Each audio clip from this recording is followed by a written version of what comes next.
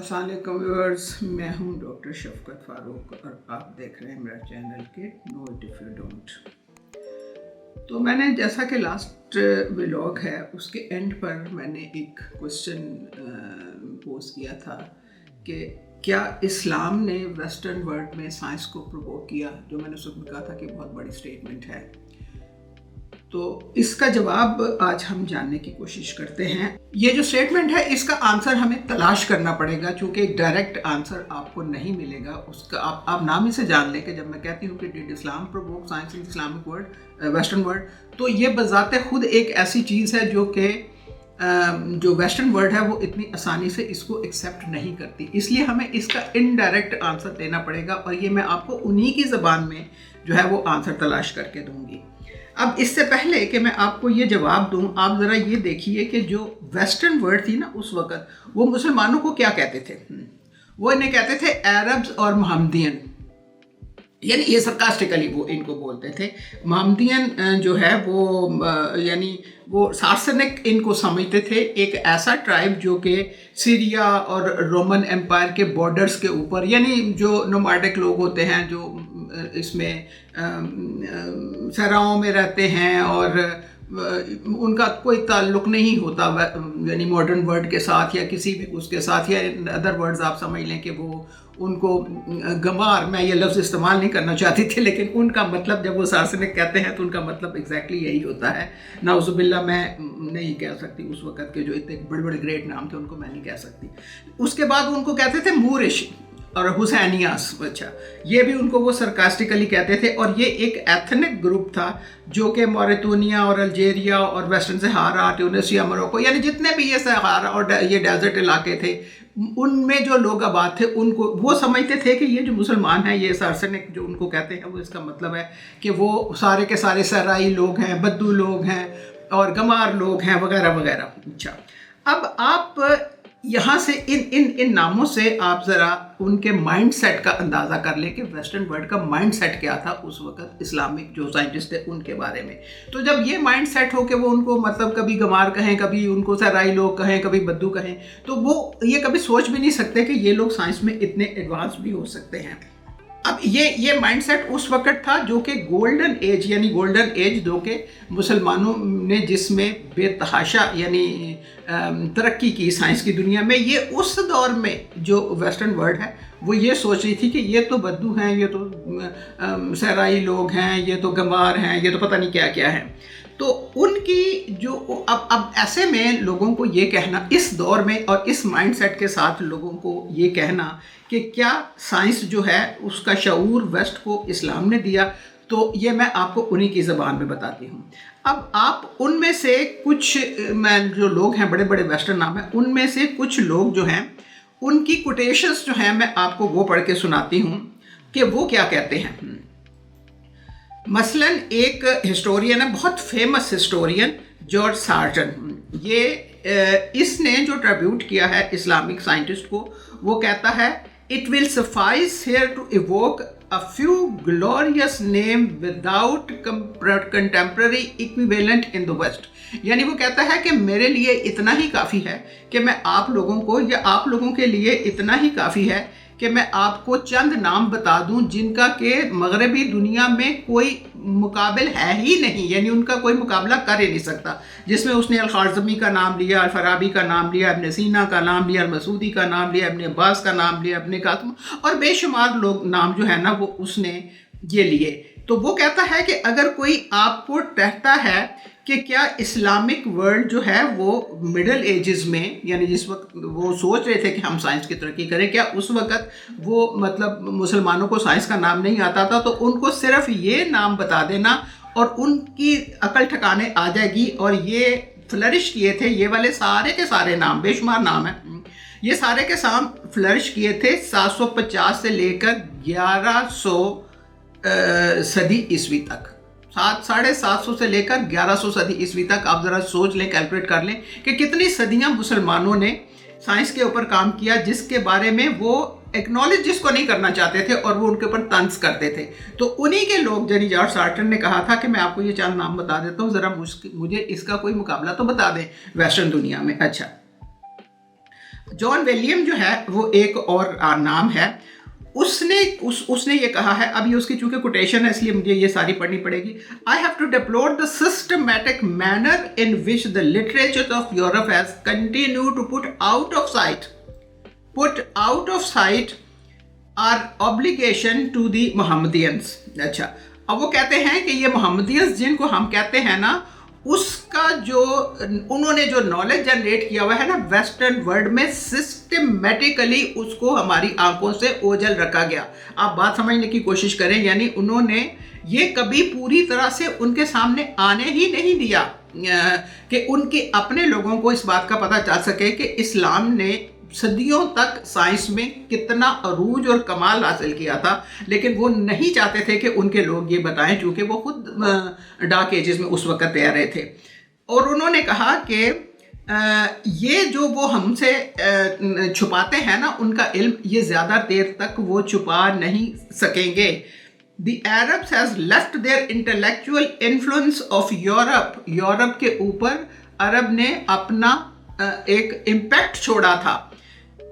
They have permanently written it on the heavens, as anyone may see who reads the name of the stars on the common astronomical globe. वो कहते हैं कि अगर आप सितारों की बात आज करते हैं ना, तो ज़रा सोचें कि ये जो इल्म है ये किसने दिया था. ये अरब ने दिया था. सबसे पहले ये उन्होंने इन्वेंट किया था और इसका बहुत गहरा इम्पैक्ट हुआ था वेस्टर्न वर्ल्ड के ऊपर. इसीलिए उन्होंने इसको आहिस्ता आहिस्ता हाइड करना शुरू कर दिया अपनी कौमों से, कि उनको ये ना पता चले, और उन्हीं के पैरेलल वो खुद अपना नॉलेज जनरेट करना शुरू कर रहे थे ताकि लोगों को ये बताएं कि ये तो हमने किया है. और मैं इसकी एग्जाम्पल भी आपको आगे जाके दूंगी. अच्छा, उसके बाद एक और रॉबर्ट ब्रीफोल्ट हैं, उन्होंने मेकिंग ऑफ ह्यूमैनिटी एक बुक लिखी. उसमें उन्होंने कहा कि it was under the influence of Arabs and Moorish. ये जो नाम ये देते थे ना उनको, ये कहते हैं ये इन्फ्लुएंस था उनका, that revival of culture is not in the 15th century, that a real resurgence took place in Spain, not in Italy. वो कहते हैं कि ये अरब्स और मूरिश ही थे जिनके काम की वजह से जो रिवाइवल हुआ हमारे कल्चर का, यानी जो मॉडर्न कल्चर रिवाइव हुआ, वो इनके दिए हुए इल्म के इन्फ्लुएंस से हुआ था. और ये स्पेन में हुआ था, ये इटली में नहीं हुआ था. इटली यूरोप का है, स्पेन जो है वो भी वैसे अब तो यूरोप में है, लेकिन उस वक्त वो जाहिर है कि मुसलमान उसके ऊपर राज कर रहे थे. वो कहते हैं कि ये स्पेन था जो कि कल्चर का एक हब था, नॉलेज का एक हब था, और डिस्कवरीज और साइंस का एक हब था. और यहाँ पर जो है वो साइंस ने बर्थ लिया था, यानी साइंस ने जन्म स्पेन में लिया था, मुसलमानों के दौर में लिया था, यूरोप में नहीं लिया था. After steadily sinking lower and lower into barbarism, it has reached the darkest depth of ignorance and degradation when cities of Saracen, जो ये मुसलमानों को कहते थे, world comprising Baghdad, Cairo, Cordoba and Toledo were growing citizen of civilisation and intellectual activity. अब वो कहता है कि आप तो तारीकी की इंतहाई गहराइयों में उतरते जा रहे थे, जिसकी कोई लिमिट नहीं थी, और आपकी इग्नोरेंस और डेग्रेडेशन उस वक्त हाइट के ऊपर थी, जब यही जिनको आप बद्दू और सहराई और पता नहीं गंवार क्या क्या कुछ कहते हैं, उन्होंने जो इल्म फैलाया था, उस वक्त बगदाद, कायरा, कोर्डोबा और टोलेडो जैसे कंट्रीज जो हैं, सिटीज जो हैं, ये इस वक्त सिविलाइजेशन का हब थे. और ये मुसलमान थे जो यहाँ पर रहते थे और जिन्होंने इसको ये किया था, और जिन्होंने इसको इंटेलेक्चुअली आसमानों के ऊपर, जितनी पस्ती की गहराइयों में आप गिर चुके थे, उतने ही आसमानों के ऊपर इन्होंने उसको पहुँचाया हुआ था, इन सिटीज़ को, और ये उनका अपना बंदा कह रहा है. और it was there that the new life arose which was to grow into new phase और ह्यूमन एवोल्यूशन.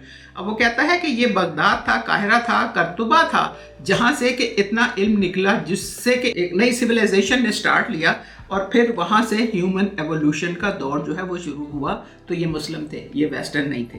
अच्छा, रॉजर बैकन जो है वो एक मुस्लिम साइंस का एक बहुत बड़ा एडवोकेट है, और वो मेथड जो है ना वो साइंस के, उसमें उन्होंने कहा उसको, यानी जो मेथड नए इंट्रोड्यूस किए थे मुसलमानों ने, वो कहता है कि the knowledge of Arabic and Arabic sciences was for his contemporaries, and the only way to true acknowledge. वो कहता है कि जो उन्होंने साइंस, ये उनका वो रॉजर जो बेकन है ना, वो ये कह रहा है, और बेकन का टाइम जो है ये वो था जिस वक्त के मेथड इवॉल्व हुए थे।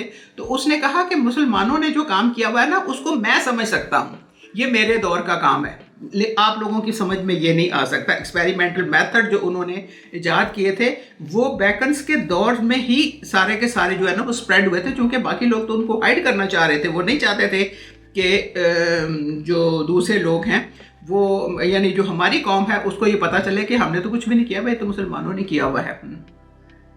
और ये मेथड जो हैं, ये अगर आप ये कहें कि ये उन्होंने इजाद किए वेस्टर्न ने, तो ये colossal misinterpretation of the origin of European civilisation है।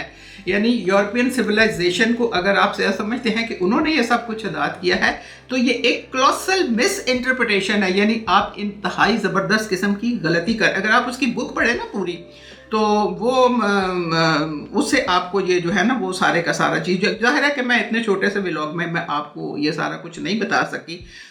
उसने इस तरीके से मुसलमानों को ट्रिब्यूट पेश किया। उसके बाद एक गियोमे था, उसने कहा, ये भी वो है, ये एक्चुअली फ्रेंच है, हालैंड गियोमे।